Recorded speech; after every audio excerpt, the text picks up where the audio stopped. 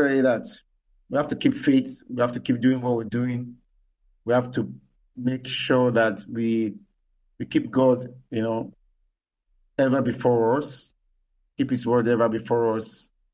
And like I said, understand and recognize that He is a living being. So as simple as that is, if you understand that God is a living being, then you will always relate to Him like that. And if you relate to God like a living being, a lot of words people struggle with today, they will not even have to struggle with that because it's very easy to relate to the living being. You understand? It's very easy. It's very easy, especially if you know that the living being is also a loving being. So if you know that the living being is a loving being, it's very easy. It's harder. It's harder to relate with machines. And my Christianity for me, the work of Christ for me was much harder when I was doing things by methodologies, by formulas. When they give us all those formulas to follow, and it's much easier for me.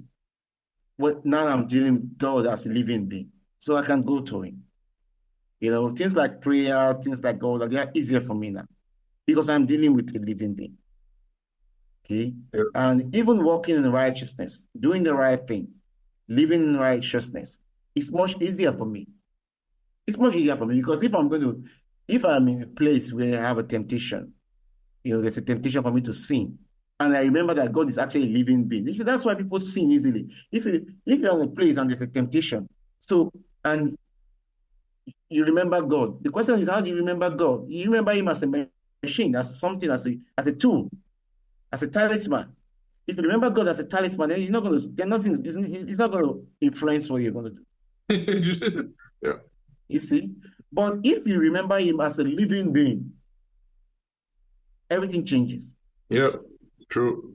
Everything changes because, like, I see a lady and I want to do something bad, and another living being, maybe my dad or my mom or my uncle or somebody walks in the door. Yeah. Am I going to continue? No. I'm going to continue.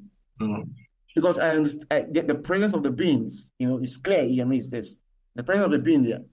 So the question is, do we see God like that? Do we relate to God like that? Do we perceive God like that? When we find ourselves in times of temptation, do we perceive God as a living being right there with us? Because if we do, then everything changes. So yeah, God perceives us as a living being limits the amount of. So in summary, if we perceive God as a living presence with us, the understanding that another living present entity is there restricts our foolishness, just the way how a biologically physical living being limits the kind of stupid things you do. The same way, so if you live in the reality of the presence of a living, thriving, who is more real than your biological physical being, which is spiritual being, God present, it also restricts you because it's like Paul says, his love constrains us. That it's here. My Creator is watching me now. These thoughts I am thinking in my mind now that I'm choosing to think that nobody knows about. We are both sharing this meat sack called my body. We are both sharing this space. Yeah.